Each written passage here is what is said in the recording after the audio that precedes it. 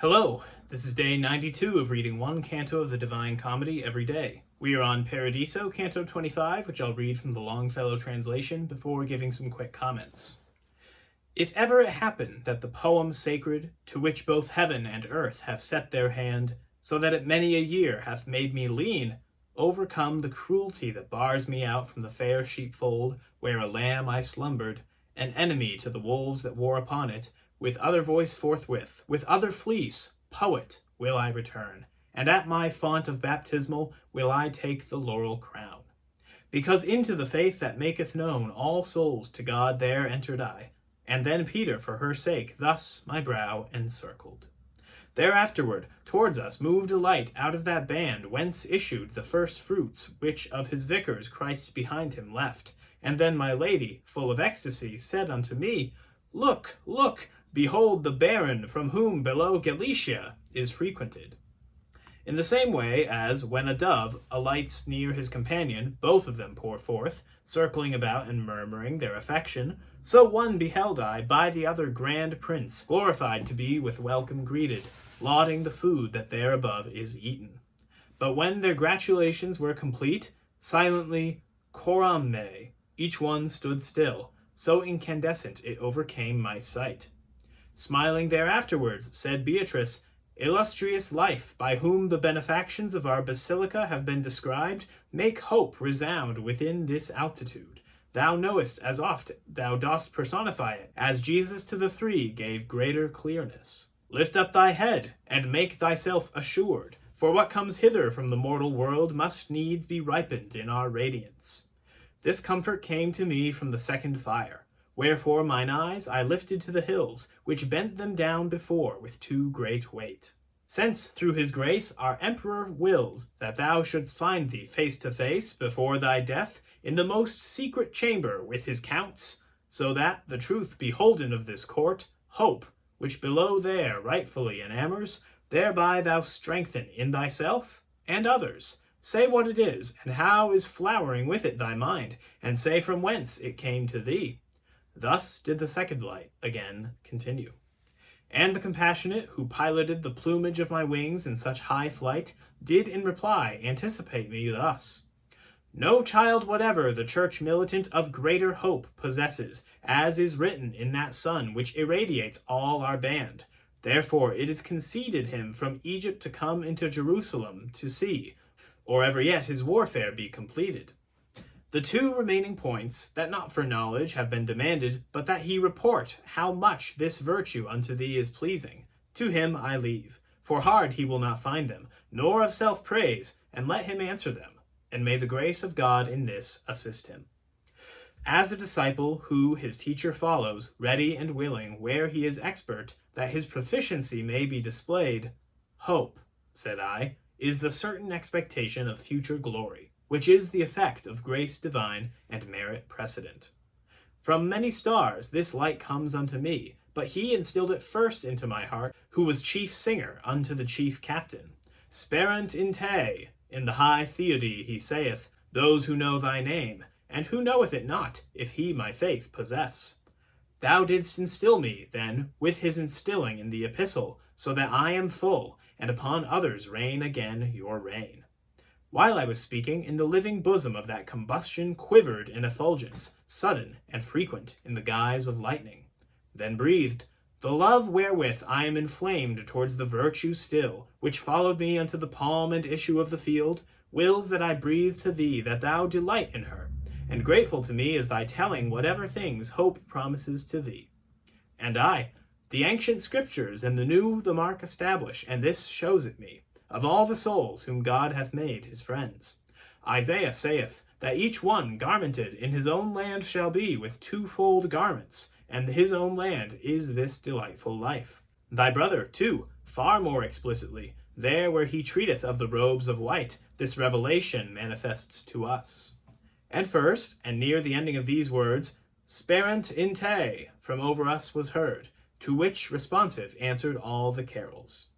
Thereafterward a light among them brightened, so that, if Cancer one such crystal had, winter would have a month of one sole day. And as uprises, goes, and enters the dance a winsome maiden, only to do honor to the new bride, and not from any failing, even thus did I behold the brightened splendor approach the two, who in a wheel revolved as was beseeming to their ardent love. Into the song and music there it entered, and fixed on them my lady kept her look, even as a bride, silent and motionless. This is the one who lay upon the breast of him our pelican, and this is he to the great office from the cross elected. My lady thus, but therefore none the more did move her sight from its attentive gaze before or afterward these words of hers. Even as a man who gazes, and endeavors to see the eclipsing of the sun a little, and who by seeing sightless doth become, so I became before that latest fire, while it was said, Why dost thou daze thyself to see a thing which here hath no existence? Earth in the earth my body is, and shall be with all the others there, until our number with the eternal proposition tallies. With the two garments in the blessed cloister are the two lights alone that have ascended, and this shalt thou take back into your world. And at this utterance the flaming circle grew quiet, with the dulcet intermingling of sound that by the trinal breath was made. As to escape from danger or fatigue, the oars that erst were in the water beaten are all suspended at a whistle's sound. Ah, how much in my mind was I disturbed when I turned round to look on Beatrice, that her I could not see, although I was close at her side and in the happy world. At the beginning of this canto, which is going to be an examination about hope and what characterizes it, we have Dante sharing one of his greatest hopes, that he be able to return to Florence someday, triumphant, as a poet, welcomed back. It is not a hope, sadly, that is ever realized for Dante, though. The allusions to Egypt and Jerusalem are also having to do with hope as well. It's a reference to the Israelites traveling from Egypt to Jerusalem in their exodus, which is understood by most of the early church fathers as a metaphor for life. St. James appears, and we notice that he is identified according to his actions, which is not uncommon for Dante.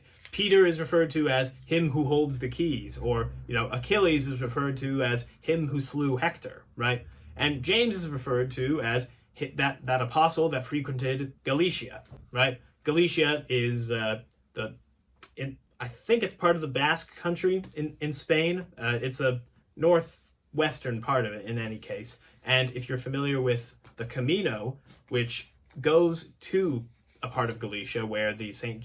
James Cathedral is, and where supposedly his remains are buried, that's exactly why, because he went there, and that's where he did his ministry. These sorts of identifications are common in Dante, as I said. Oftentimes we see fewer names actually given, and much more often these almost epithets are given, kind of like swift-footed Achilles. And these are common in epic poetry, because again, I think the Divine Comedy can be construed as an epic poem. Mark Musa points out that there's also a lot of terminology relating to feudalism and those medieval feudal relationships. Baron, count, court, emperor, even. All these words that have to do with things on earth relating instead to positions and relationships in heaven, within which the most secret court, or the most secret chamber referred to, is going to be the Empyrean, the highest of all the spheres that we have yet to arrive at. St. James states the purpose of the questioning, which is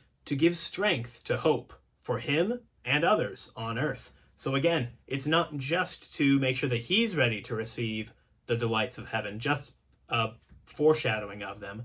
It's also to make sure that when he is able to write about his experiences, that he is able to better benefit those who read his work. His answer about what hope is that it is sure knowledge of the things promised to come. His hope comes from the Psalms, from reading King David, and also from reading St. James's own epistle.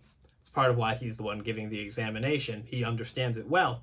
And then finally, the heavens declare sperant in te, which is they hope in you. And then, at that point, St. John appears, ready to give the third examination, which does not occur until the next canto, but already Beatrice identifies him, again, not as St. John, but he who laid his head on the breast of our Lord. She does not say our Lord, she identifies Christ as a pelican. Why? Because I'm not even sure if this is true, but at this time they believed that the pelican gave its offspring blood and flesh from its own self to feed them in a pinch. And that's what Christ does for us through the Eucharist. And so you'll see it in a lot of churches, images of pelicans, and that's exactly why. Christ, our pelican.